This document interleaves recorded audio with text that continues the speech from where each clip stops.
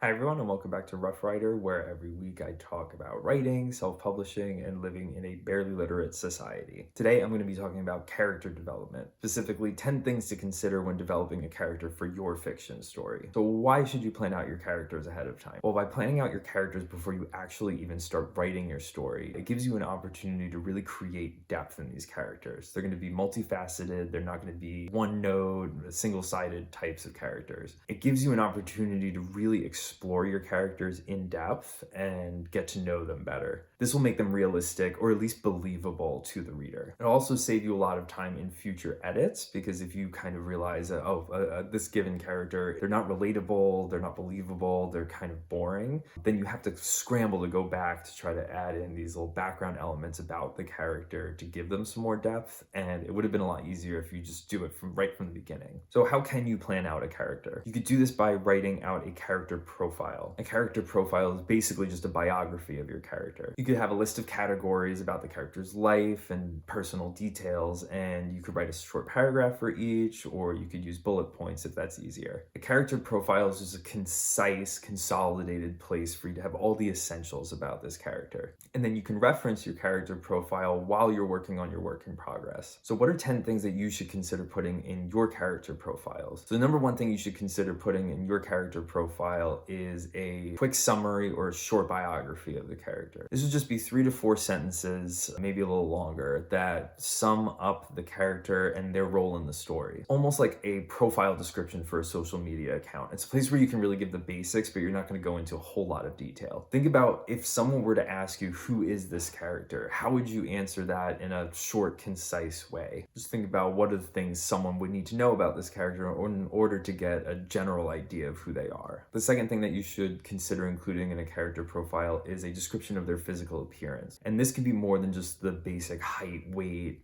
hair, or eye color. You can consider their clothing style or think about the way that they present themselves to other people. Like, are they very messy? Are they sloppy looking? Are they dirty? Do they dress really sharp? Or do they look very elegant? That's the kind of thing that you would want to think about for their physical appearance. It's not just their body, it is more than that. You could also think about other identifying features like tattoos, piercings, scars, or birthmarks. Now, the third thing that you should think about including in your character profile are the character's unique traits. So everyone has their little quirks and eccentricities. So these are the peculiar little things that your character does that really set them apart from other people and make them distinct. These are things that the character does that they probably are doing unconsciously a lot of the time. They might not even realize that they're doing it, but including these details can really bring that character to life and make them believable. Some examples might include nail biting or tapping their foot while they're nervous, or maybe laughing at their own jokes. Now, the fourth thing that you should think about including in your character profile is character's language or their speech pattern. So this could be a list of languages that the character speaks, or it could be even more than that, and you could talk about their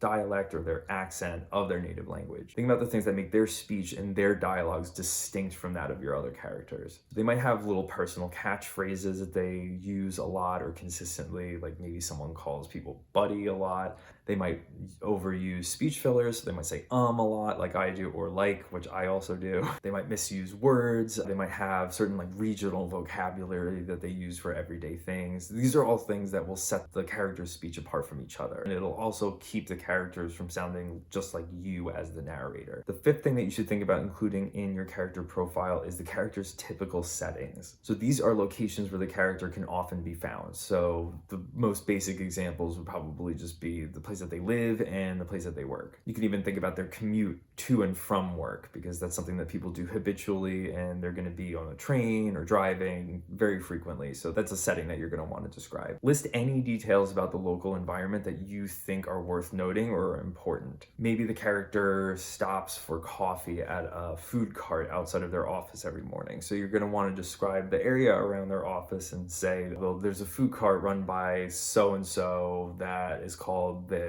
Just think about the places that the character is going to go to and see very frequently. So that way you know what details you can include when you describe the character in those places. The The sixth thing that you should consider including in your character profile is their academic history. So you can think of this like a resume or a CV where you list what schools you graduated from. So this is going to be the schools and university that the character graduated from or didn't graduate from. You could say what their major or their focus in school was. You can also just more generally say how they did in school. You don't necessarily have to say what their GPA was, but if they were very studious, you want to say that. If they didn't apply themselves and were kind of lazy, you could put that as well. You can even go so far as to include specific classes or experiences that they might have had in school, like in college or earlier, maybe high school or even younger than that. But classes and experiences that they had that really left a lasting impression on them and really shaped the way that they view the world or the way that they interact with other people or the way that they think. And as almost a continuation of the academic history section, the seventh thing that you should consider putting in your character profile is their work history. This is also sort of like a resume. So you're going to list out all of the jobs that the character has ever held. You could put their age when they were working that job, or you could even put the years that they worked that job. You're going to want to say what their roles were and any professional accomplishments they might have had. Maybe they were very successful, won a lot of awards, got a lot of promotions, or maybe they're kind of an underdog and never really achieved anything. Think about what the character's career goals are, like what their ambitions are, what they're looking for, where they see themselves in like 10 years. Maybe there's a promotion that they're really eyeing and they really want. So you would want to put that here. Now, the eighth thing that you're going to want to think about putting in your character profile is the personal relationship history. So this is more than just romantic relationships, although that's definitely something you would want to list here. You'll want to think about who their family is, who their friends are, and colleagues, and people that they just deal with in everyday life. You can make a list of other characters and how they are related to them or how they know them. Or you can just more broadly describe what their social life is like and how this character tends to interact with other people, what the character's views on other people are, and how they react in social situations. The ninth thing you should consider putting in your character profile is the character's personal strengths. So this is where you're going to want to list any positive qualities that the character has. Maybe they're fiercely loyal to their family and friends. Maybe they're always dedicated to being honest. They hate lying. Or maybe they're just a really dedicated and hard worker. This is where you're going to want to describe the character. You should also think about where they actually acquired these traits. While some of them might be innate, a lot of them probably developed after the character had a given experience, maybe in their childhood. They might have had personal role models that really influenced them, but no matter what it was, there was some sort of experience that this character had that led to them developing these personal strengths and these positive qualities. So this is where you're going to want to list all of that and explain where it came from.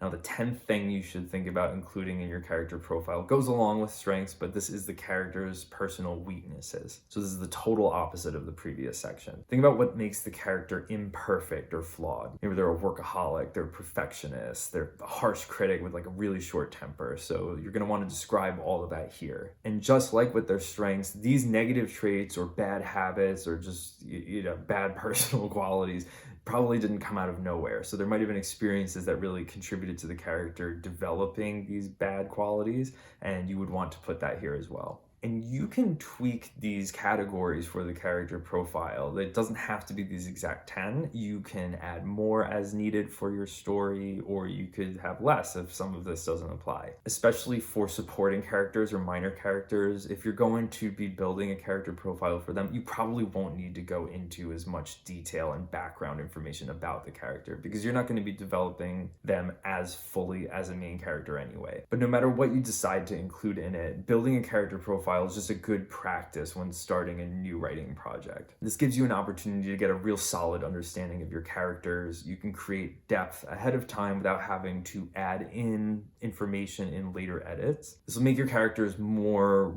realistic or at least believable to the reader. You'll also spare yourself the hassle of having to go back later and add in extra elements to make the character more believable or relatable or even likable. So if you personally have a different way that you build characters or have other elements of the character that you consider that I haven't mentioned, please put it in the comments. I'm interested to hear what you have to say. If you want to read a longer take on this topic, you can check out my blog for the full blog post, and the link is in the description below. Make sure to like and subscribe if you found this interesting or helpful, and follow me on social media. And as always, thank you for watching. God bless.